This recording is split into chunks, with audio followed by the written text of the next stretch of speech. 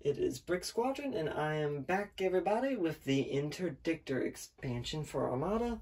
This is a very unique expansion, I think, for the Empire, and this is partly because this ship only ever shows up in Rebels, and I'm going to probably talk a bit about it, so you might want to settle in, because this is going to be a mighty discussion and overview of this expansion.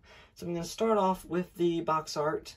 And it shows the Interdictor a bit different than the actual ship you get. It shows it with the normal, like, red energy lines there, and a bit of lights around the gravity well projectors, as seen in Star Wars Rebels.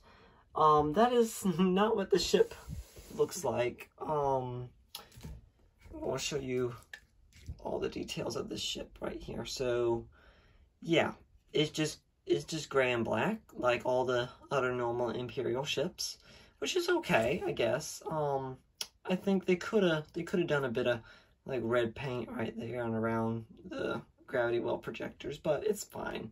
This is just something you can put on yourself. But other than that little bit, this is very, very detailed, and the like trench that runs along there is pretty deep. It doesn't look like it on here, but if you actually get the expansion, and then the bridge, if you get the expansion, you'll know what I'm talking about. This ship is very detailed. You got a large hangar bay right there for all your TIE fighters that you're gonna pull out to blast the rebels. The gravity well projectors continue underneath, so you can see them both on the top and the bottom. And then the engines, this is different than a normal Star Destroyer. The engines are actually underneath the main part of the ship. In a normal Star Destroyer, you're going to have your engines in this like middle bit, like right here. But I think it's because this is a sort of like an experimental ship that they put the engines underneath here for all the circuitry and the whatever's going on elsewhere. So they sort of have the engines a little bit more protected under here. And then that's what it looks like when you're staring at it straight on. So it's a bit intimidating, like all the Imperial Star Destroyers. This is actually a medium-sized ship. When I first saw it, I thought it was going to be a large, but it's not. So it's not right at Star Destroyer level right there. Compared to the Victory class, this is a little bit longer and a little bit bigger, but it's relatively about the same size. So I'm going to move on to the components about what you get. I've been rattling on a bit too much about the ship. So you've got your normal defensive tokens, your normal ID tokens, your 2 command dials, and your speed dial. You got a normal set of rules and components. Explains a bit in the back about the contained defense token. And there's a new upgrade as well as some new gravity tokens. So I'm going to explain those right here. So the new defense token is, well, it's not new. It's just the first time it's been seen in this expansion. So otherwise you won't have seen this defense token. It's called the Contain defense token, and you get 2 of these because the Interdictor uses 2 in his defensive token bar. And what you do with these is when you roll a major hit or a critical hit, instead of getting a face-up damage card, if you like had no shields in one spot, you could then flip this token, and then you won't get that face-up damage card. You'll still get the damage card, but as far as I know, you don't get the critical effect, which it goes on a lot more detailed about it in the directions and the rules, but this is basically if you don't have to deal with any of the bad effects of the face-up damage cards. So other than those 2 contain tokens, you get your redirect token and a brace token. So that's your defensive. The command value for the Interdictor, both sets of cards, is a 2, so you get 2 command dials. And then your gravity tokens are a bit weird. I've not seen anything like them before, and I don't think we ever will again. This expansion does a lot with gravity and slowing ships down and reducing speed. And these only come into this expansion if you use certain upgrade cards. So I'll get to these when I go through the cards for you. Alright, so that's all that. That's the ship. I'm going to get into the ship cards. So there's two different ones. And the first one and the cheaper one is the Interdictor suppression refit. So this guy focuses less on blasting and more on slowing other ships down and just being like a support for your fleet.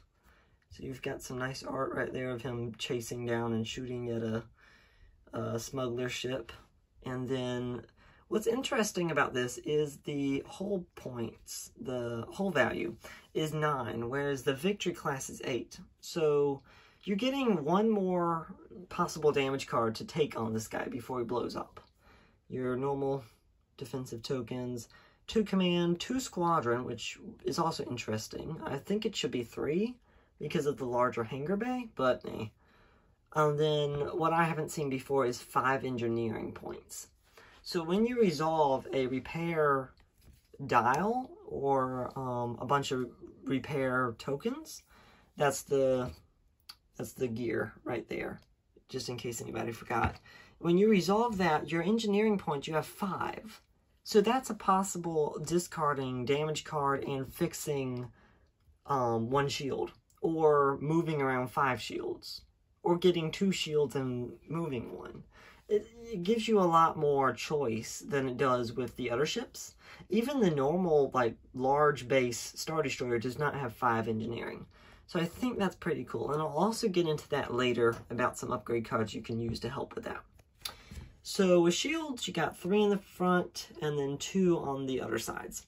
So it's a bit more balanced than the victory class, which I've been comparing the ship a lot to, because they're pretty close in about everything. But you're also noticing that you have a lot less dice than the victory class, and it's more spread out like the shields. With the suppression refit card, it's 1 red dice in all fire zones, and then 3 blue in the front arc and the sides, and then 2 blue in the back. So you're getting 3 dice if you're attacking somebody out the back, and 4 dice if you're attacking somebody out the front. So it's pretty well rounded. And then your speed, you got a 1 and a 2. So it turns a bit more normal than the victory. So you can do that extra yaw value right there. 90 points, a bit more expensive than a victory class. And then your upgrades, you got a good assortment of them. Moving on to the Interdictor combat refit. It's a more attacky card, so instead of using your experimental retrofit upgrades, instead of 2, you have 1. This guy focuses more on dice and blowing up other ships. So the same squadron engineering command values, same defensive, same hull points. You get a black dice and a blue dice when attacking squadrons, instead of just the normal blue dice. So that's an extra dice right there. Same speed stuff. With your shields, everything is the same, but then you'll notice you're getting 2 red and 2 blues on the fronts and the sides. So that increases your long range attacking potential. And with the increase of upgrade cards, you also can get more dice. 93 more points. So that's only 3 more points than the cheaper ship card. So I'm definitely going to be using this whenever I can, just because for 3 more points, I mean, you get an extra dice. Alright, so enough about that. This is going on pretty long. I'm going to get into upgrade cards. I'm going to show them like this, and you can pause the video if you want to and read them off the screen, so that it saves time. I don't have to go through and read out every one. But this is your Admiral for the expansion.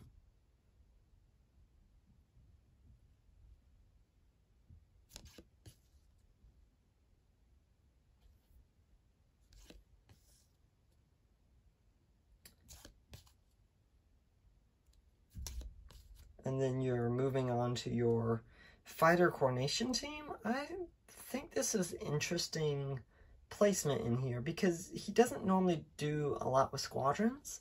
The Interdictor is more of a slow down and capture other enemy ships kind of Star Destroyer instead of helping out TIE fighters.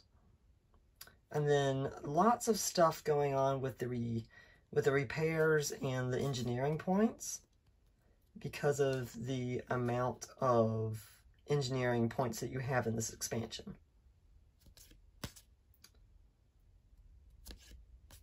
Alright, this is where it gets a bit complicated. You're going to have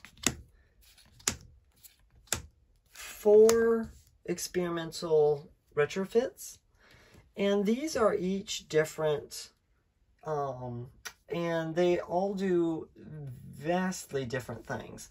So I'm going to start with targeting Scrambler. This is a good defensive. So basically, it lets you make the enemy ships re-roll dice if they're attacking a friendly ship that's at close range. So if all your ships, if you fly them in tight formation and they're getting attacked at close range by an enemy ship, this is a good card to have to make the enemy re-roll dice that you don't want to have to take damage from. Experimental Projector. This basically slows down enemy ships that are within range 1 to 5. Sorry, distance 1 to 5. And you can basically exhaust the card before they move to reduce their speed by 1. So that slows them down, gives you more time to shoot at them. Gravwell Projector, it lets you put out these tokens to basically set your speed dial of an enemy ship once it deploys to 0. So it's just a first turn deployment thing where just basically the enemy ships can't go anywhere. Not very helpful. Grav Shift Reroute is a better one. So when you deploy, you basically put down one of these, and you know the normal rules, like it can't be within distance 2 of ships and all that business, can't overlap anything. But what it does is it allows you to move obstacles that are within distance 1 to 3 of that.